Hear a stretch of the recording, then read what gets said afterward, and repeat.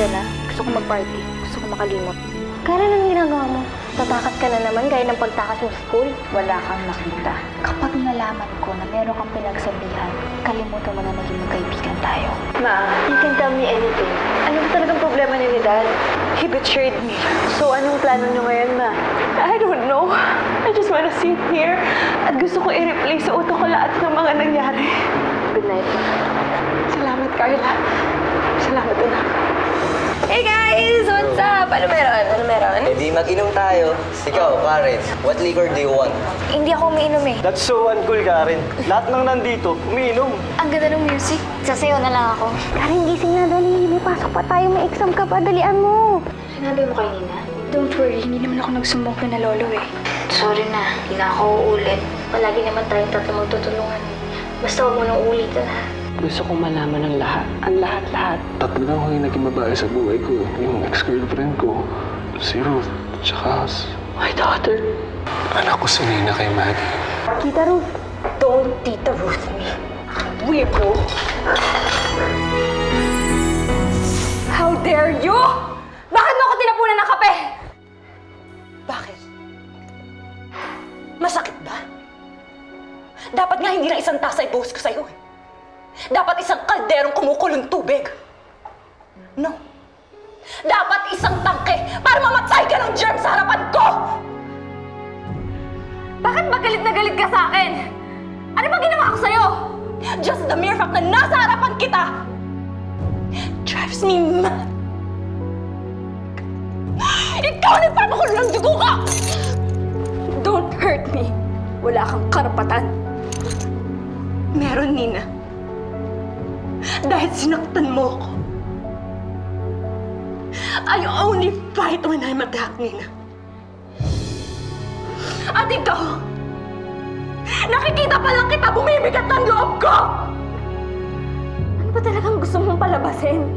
Hindi kita naiintindihan eh. Gusto mong malaman? Gusto mong malaman na totoo? Sige, sasabihin ko sa'yo. Para ngayon pa lang, pag-isipan mo na kung paano mo pagpapayaran ang kasalanan mo at ng nanay mo sa akin.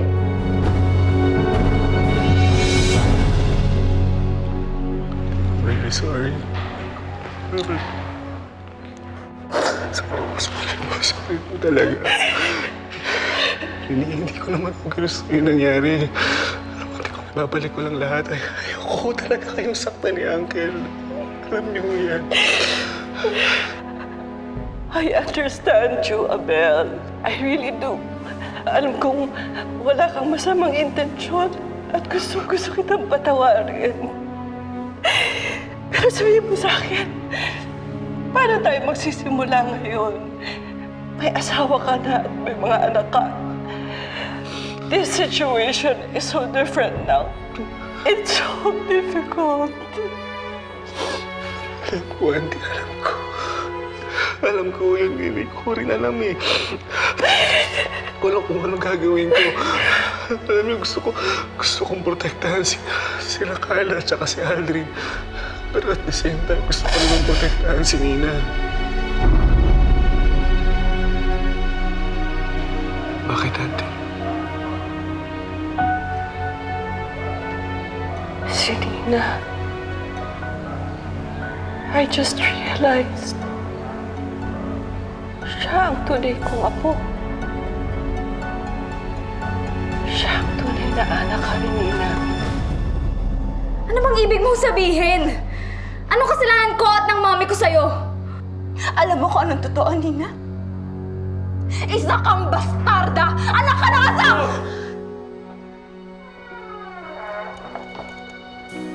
Sabihin sa bata, be sensitive to the kid. Hindi pa panahon para malaman niya. Lolo, anong hindi ko dapat malaman? What is it?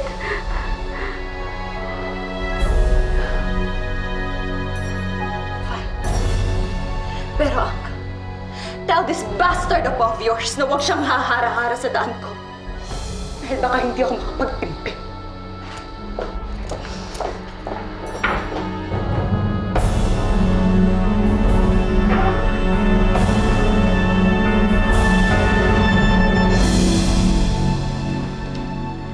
Si Nina, siya ang matagal na naming hinahanap na apo. And all along, she was here with us. Yung DNA testing mo lang palang kailangan. Oo, Antis. Si Nina ang anak ka rin, Nina. I knew it. All along, I knew isa sa mga 3 girls ang totoong anak ka rin ng Monteclaro.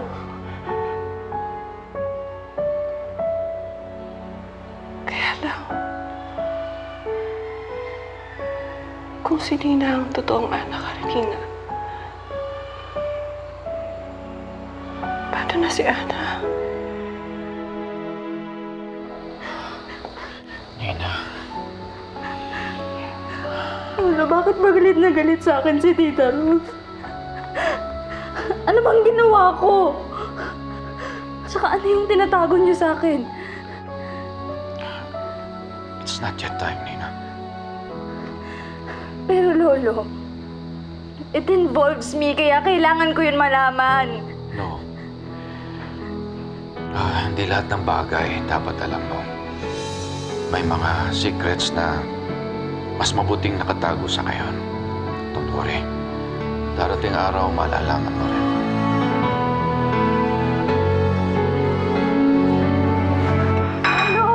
Lolo!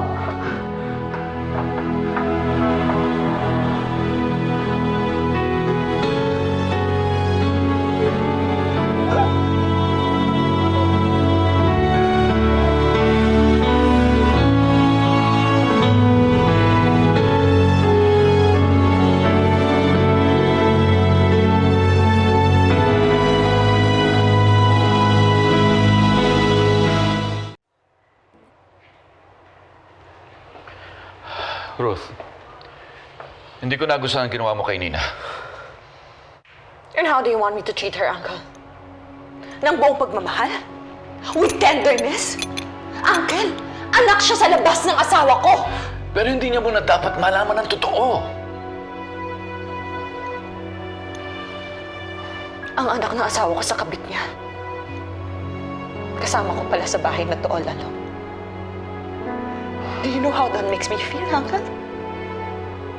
I feel insulted! I'm sorry about that, Ruth. Kung meron lang sana akong pwedeng gawin para gumaang yan loob mo. Yes, Uncle. May pwede kang gawin. Paalisin mo si Nina sa bahay na to. Ayoko na siyang makita.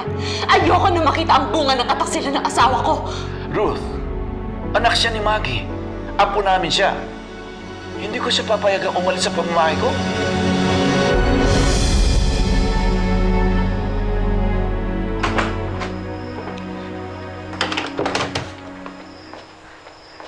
Nandito na si Karen. Tagal nga lang. Oh, ano yan? Ano nangyari sa'yo? Si Tita Ruth kasi, tinapunan niya ako ng kape because she's angry na nag-e-exist ako. Ha? Hindi ko maintindihan.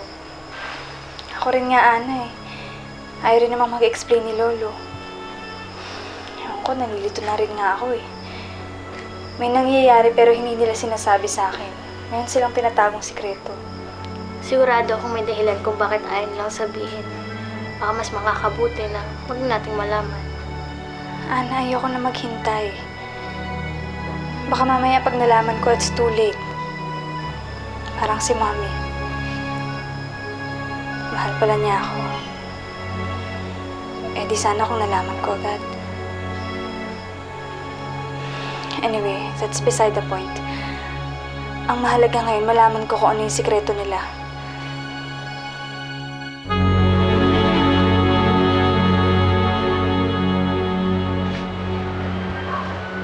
Si Nina, siya ang tunay nating apo. I know. Naisip ko habang kausap ko si Ruth kanina. I'm happy. Masaya ako, Carmela. Galing tayo sa Amerika. Bumalik tayo dito para sa apo natin. And now we found her. Masaya din naman ako, Sir Nan. Kaya lang, hindi ko maiwasang mag-isip. I know what you mean. Paano si Karen? At si Ana. Ang ironic lang sa apo natin, when in the past, hindi natin siya nagustuhan agad. Well, that's because she's a very distant girl. Siguro dahil sa pinagdaanan niya, hindi biro yun. And I realized, malaki ang pagkukulang natin sa kanya. Sana dapat bumawi tayo. I agree, Carmela. Siya ang tunay na anak Karenina. Pagtutuunan natin siya ng pansin.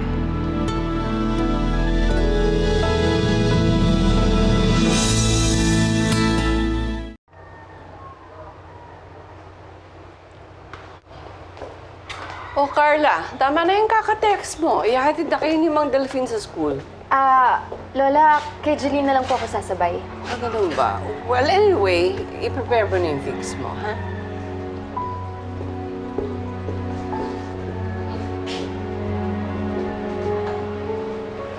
Oh, Nina, are you ready for school? Baka may nakalimutan ka, ha? Wala na po, Lolo. Ay, teka sandali, ah. Yung butay mo hindi ayos. Para kang si Maggie talaga. You remind me so much of her. Yeah, pag meron kang kailangan sa school, sabihin mo agad sa akin, ha? Apo. Lola, Oh, parang mali din po yung bowtie ko. ko talaga. Mali talaga. Pinapatawa mo talaga ako, Karen, ha? Ayan, okay na. Lola, may problema po ba? Walang problema, anak. Ika nga dito. Ikaw ha, mag-iingat ka rin sa school, ha? Sige, enjoy your day, ha?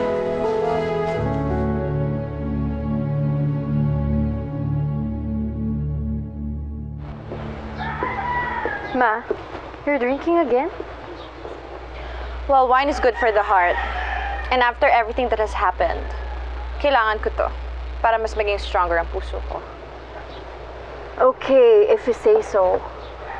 Why are you here? You're supposed to go to school, di ba? And you're supposed to go to work, Ma. Anyway, kailan pa pala naging favorite ni Lolo at Lola si Nino?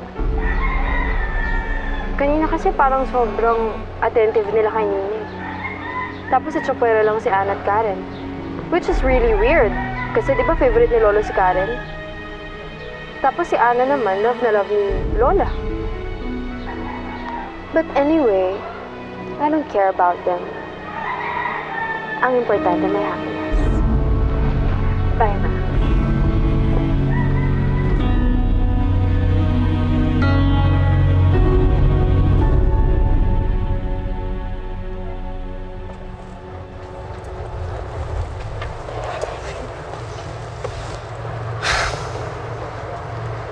Oh, bakit?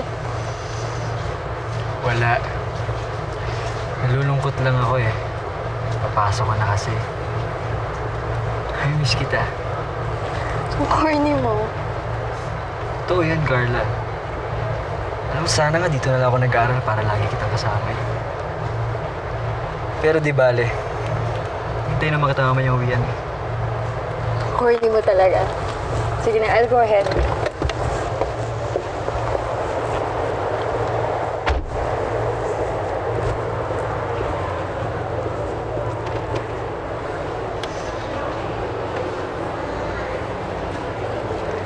Bye. Wait. Let's just hang out. Ha? You mean magkakating classes ka? Pero Carla,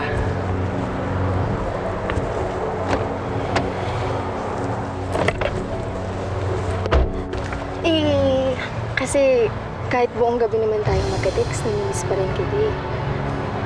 At saka, boring naman yung class namin today. Mas exciting pagkasama kita. Unless, ayaw mo na akong kasama. no way. Eh, ayoko naman lumayo sa'yo eh. I mean, sige na nga. Hangon na tayo. Tara!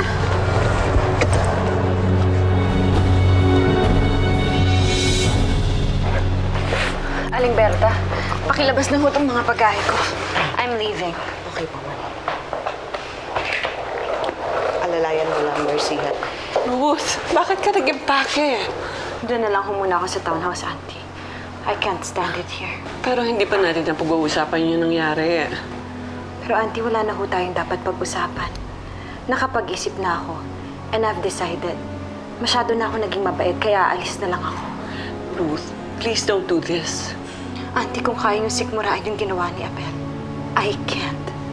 May pride ako na nasasaktan whenever I see that Nina. Pero wala akong magawa dahil apo niyo siya. And that fact alone, Auntie, talo na ako eh. Pero paano yung mga bata? Anong sasabihin namin kay Aldrin at kay Carla? Hindi ko alam, Auntie.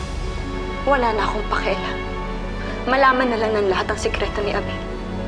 Pero ako yung pinaka-nasaktan dito. At kung sasabog man ang baho ni na Abel at Maggie, then let it be. Pero hindi ko sila poprotektahan by being the martyr wife.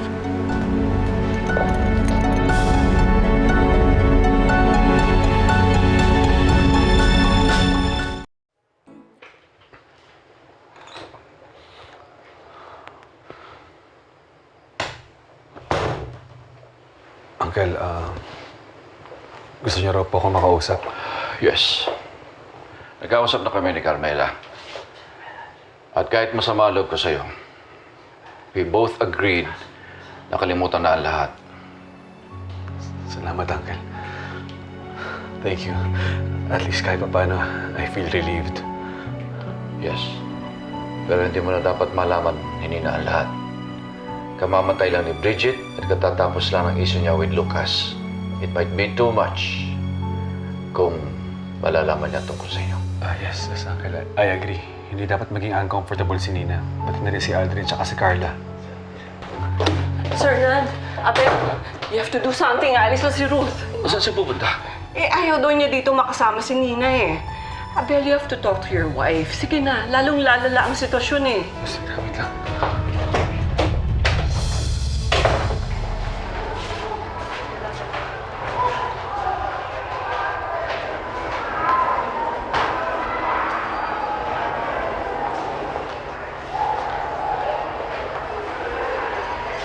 Excuse.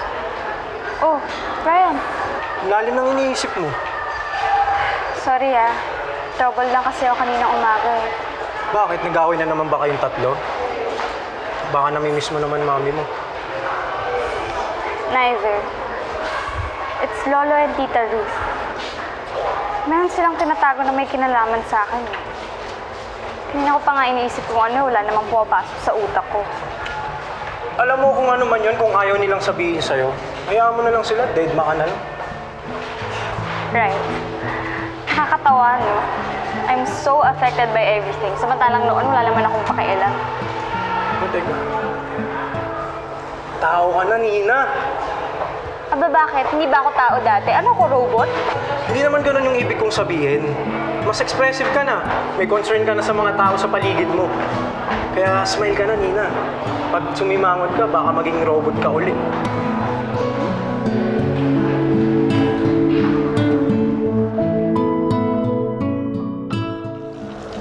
Karen!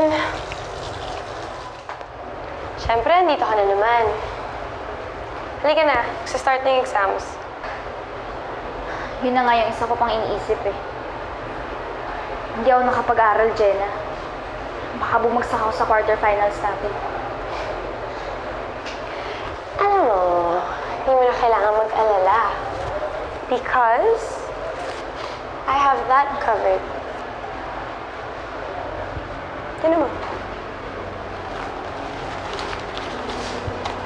Cheat sheet. Nakuha ni Arnold. Nahanap niya, pinamigay niya sa iba. Binigyan niya ako. Ngayon, meron na tayong magagamit at makakapasa ka. Jenna, pandadaya to eh. Ayaw mo. Kasi, okay lang naman sa akin, pero bakit ka babagsak? Malalaman nila na nag-cutting classes ka. Malalaman nila na gumigimik ka. Ikaw, gusto mo ba yun? Hindi. Hindi naman pala.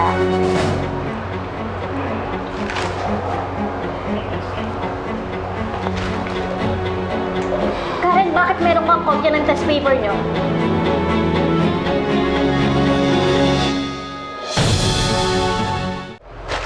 Ano nga yan? Ikaw lumabas ka dito, hindi ka pwede sa CR na to. Karen, ano yun? Bakit hawak mo yun? Sa'yo ba galing yan, Eh ha? ano naman kung galing sa akin? Pwede huwag ka magbait-baitan. Alam mo, it's Karen's choice, kaya pwedeng hindi ka mangailang. Ikaw ang wag makailang. Nag-uusap kami ni Karen. Ana, Karen naman eh. Karen, pinapahamak mo yung sarili mo. hindi kasi ako nakapag-aral eh. Natatakot akong bumagsak. Kasi nag-cutting classes ka at gumimik ka. Si nanay eh. Hindi ko malimot-limutan. Kaya kailangan kong gawin to. Sorry. Alam mo, Karen, napaka-makasarili mo. Hindi lang naman ikaw ang nawala ng nanay eh. Ako din. Si Nina din. Huwag na huwag mo ikukumpara ang sitwasyon ko sa sitwasyon niyo ni Nina. Dahil ang nanay mo hindi naman namatay. Lumayo lang, di ba? Kung gusto mo makita, pwede naman eh. Si Nina, hindi naman sila close ng nanay niya. Ako, dikit ako sa nanay ko. Kaya hindi mo ako naiintindihan. Karen, ikaw ang hindi nakakaintindi sa amin. Ikaw ang hindi nakakaintindi sa amin ni Nina. Kasi akala mo ikaw lang nasasaktan. Akala mo ikaw lang nahihirapan. Karen, kami din. Kami din. Lalo na pag nakikita ka namin ganyan.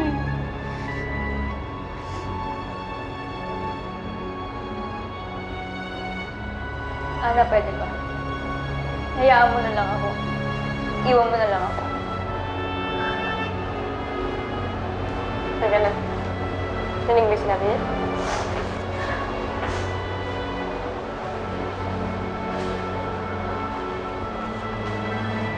Gamitin na to. Sige na.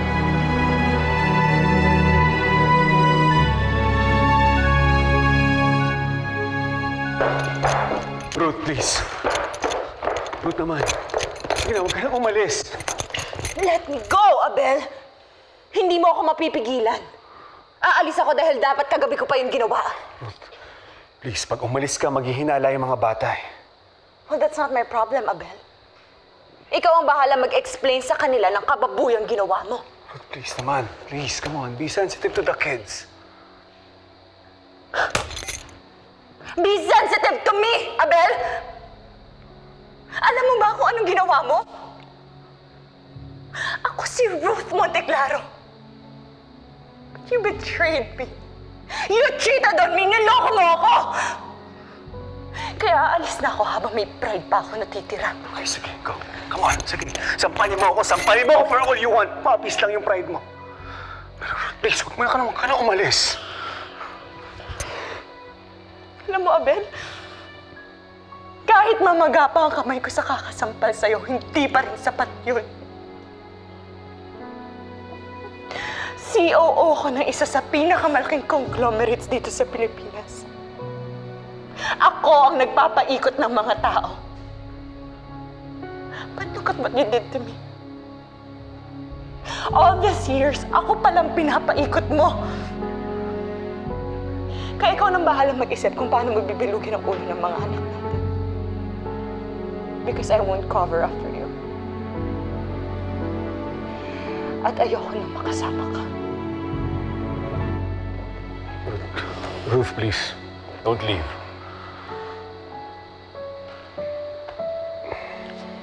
Ako na lang aalis. Total, ako naman nagsimula ng lahat ng ito. Stay here for the kids. Bibigyan na lang kita ng space.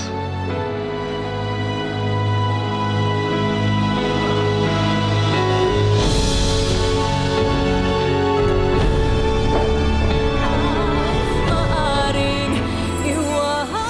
okay na kayo ni Mami. Sabi mo, maayos mo yung problema niyo. Aldrin, masyado ka pang bata eh. Pa maintindihan. Basta alagaan mo na lang muna si Carla. Tsaka ikaw nang bahala sa mami mo. Tito, Bakit, Karen? Ano nangyari? yung tatay ni Nina bumalik. Pinipilit niyang kunin si Nina. Anak ko si Nina, kaya ako lang ang may karapatan sa kanya. May karapatan din ako sa kanya. Walang may ibang karapatan sa kanya kundi ako lang. Dahil ako ang adoptive father niya. Hindi mo siya pwedeng kunin dahil ako ang totoong ama ni Nina. Alam ko na kung bakit ka galit kay Daddy at alam ko na kung bakit dapat siya umalis dito. Kung bakit ka galit kay Nina. Kapatid ko si Nina. Anak siya ni Daddy kay Tita Maggie. Sino nagsabi sa'yo? Si Daddy mismo. Can't believe it, Tony. Hindi ako papayag na bumalik yung Lucas dito para kunin ka. Kaya pala, kaan-kaan ang loob ko sa'yo nung una pa lang kita nakita. Kasi anak pala kita. Ako ang daddy mo, Nina. Ayoko sa'yo. Ayaw kita maging daddy. Nina, bakit ka umiiyak? Hindi ka ba masaya? Ikaw na nga yung tunay na anak rin ni Monteklaro, diba?